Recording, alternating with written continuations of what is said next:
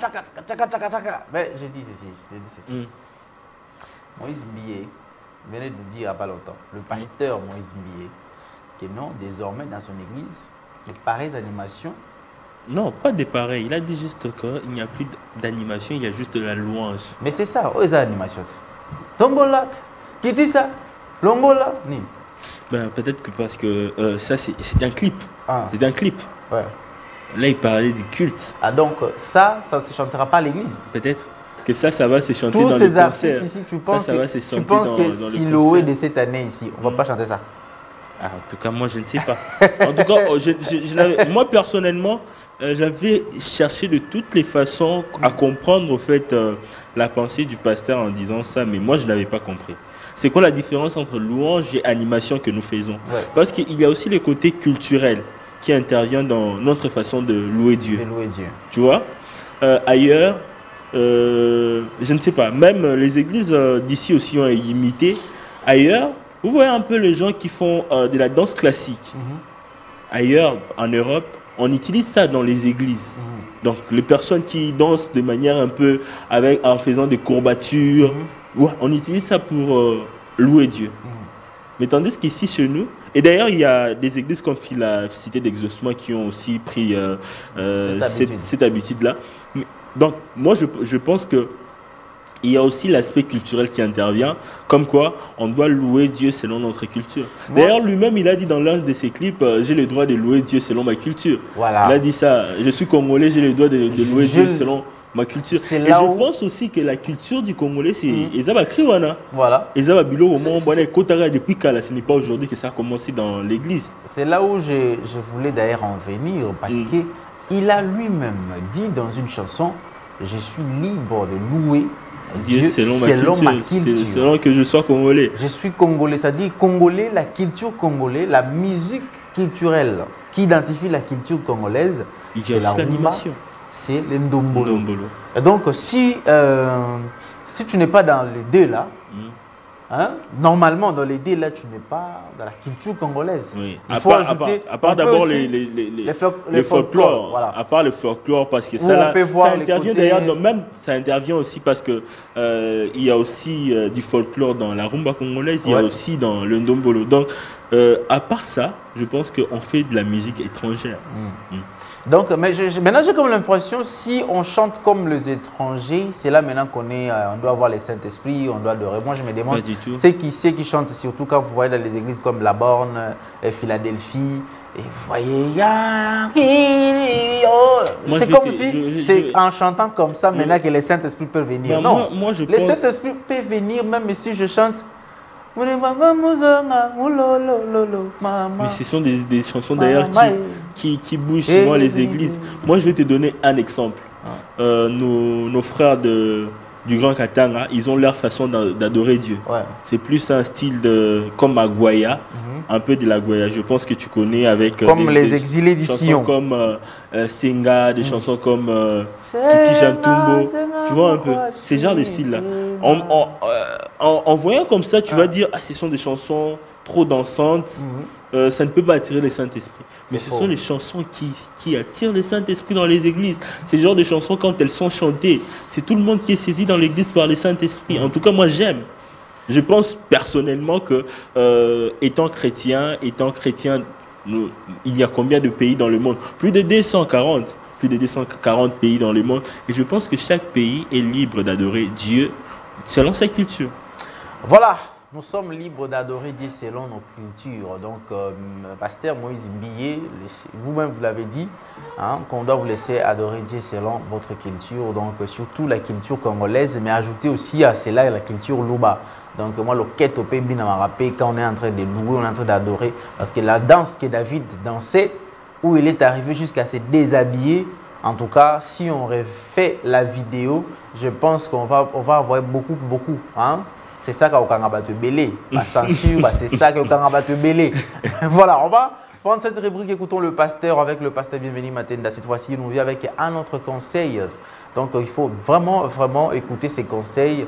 Et 12 choses à éviter, 12 choses, qu'un homme doit éviter au début d'une relation. Mais aujourd'hui, il nous cite seulement 4 choses nous allons revenir avec les autres choses qu'il va nous citer peut-être prochainement. Alors, on va suivre et on se retrouve tout juste après. Bonjour. 12 erreurs fatales qu'un homme doit éviter au début d'une relation avec une femme. 12 erreurs.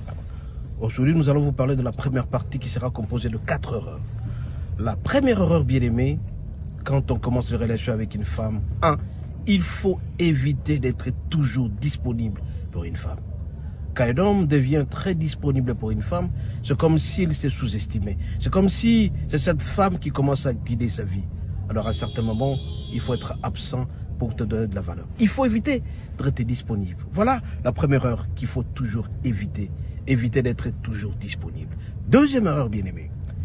Il faut éviter de dire oui à tout ce qu'elle dit. Éviter de dire oui à ce qu'elle dit. Ça veut dire quoi? Elle te demande des sorties, tu acceptes. Elle te demande de voyager, tu acceptes. Elle te demande d'aller chez ses parents, tu acceptes. Non, il faut éviter ça. Éviter de dire oui à tout ce que la femme te dira. Éviter, c'est très important parce que vous êtes à l'entame d'une relation. Éviter de dire oui à tout moment. Troisième erreur, c'est-à-dire qu'il faut éviter de tout payer pour la femme quand tu es au début d'une relation.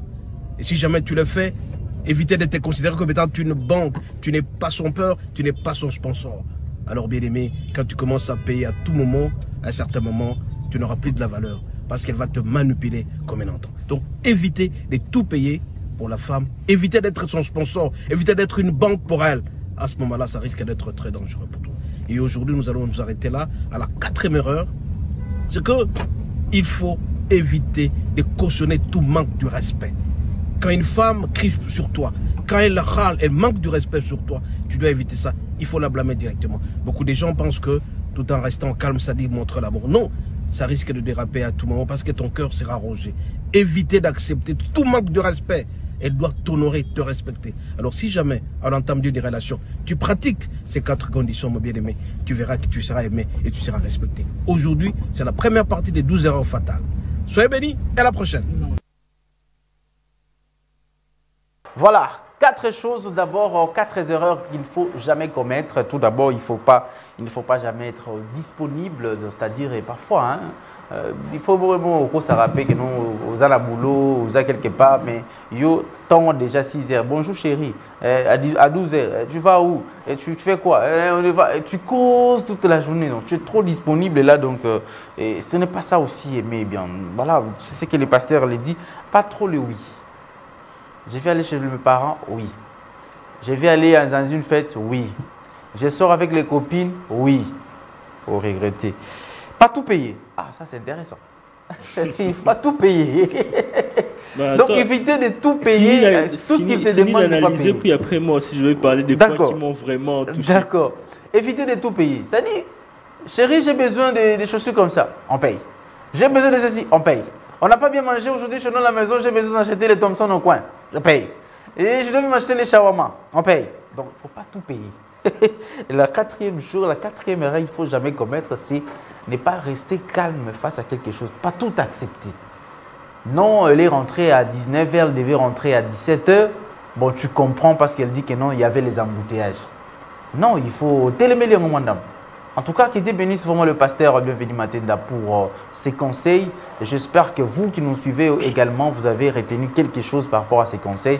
Et je pense que c'est très important de l'écouter chaque matin comme ça. Et ça nous édifie, hein, ça nous permet aussi de connaître beaucoup de choses, de comprendre beaucoup de choses. Donc, on peut être chrétien, mais on peut aussi vivre heureux dans la société et appliquer quelques éléments et sociétaux. Et puis, vous allez vivre heureux.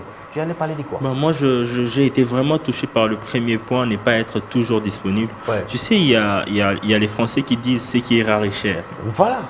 Plus tu es très accessible, plus il y a l'habitus qui s'est créé. L'habitus, donc, on est tellement habitué de la personne qu'on ne la trouve plus spéciale. Voilà. Voilà un peu quand vous...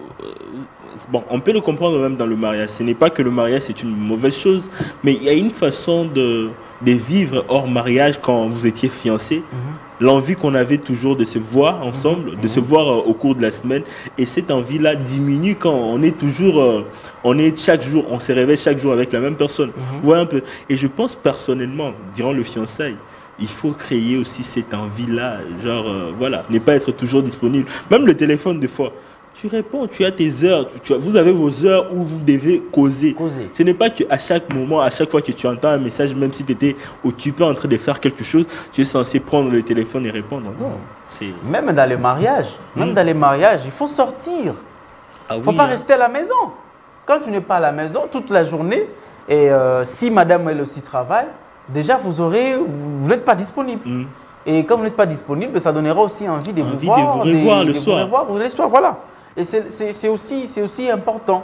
Si peut-être madame ne travaille pas, mais elle va peut-être elle vend, elle est commerçante et tout ça. Le fait que papa, toi aussi tu sors, mais ça c'est que nous au Bali, on va dans un ton type quoi. Yo on ok dans coin au beti dame.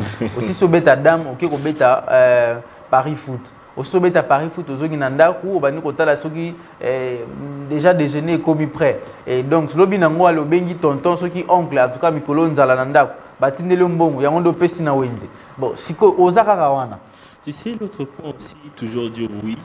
Je pense, personnellement, je ne suis pas si machiste que ça, mais je pense vraiment que la femme a besoin de voir une figure paternelle chaque jour dans sa vie. Même en l'homme qu'elle choisit, elle a besoin de voir cette figure-là.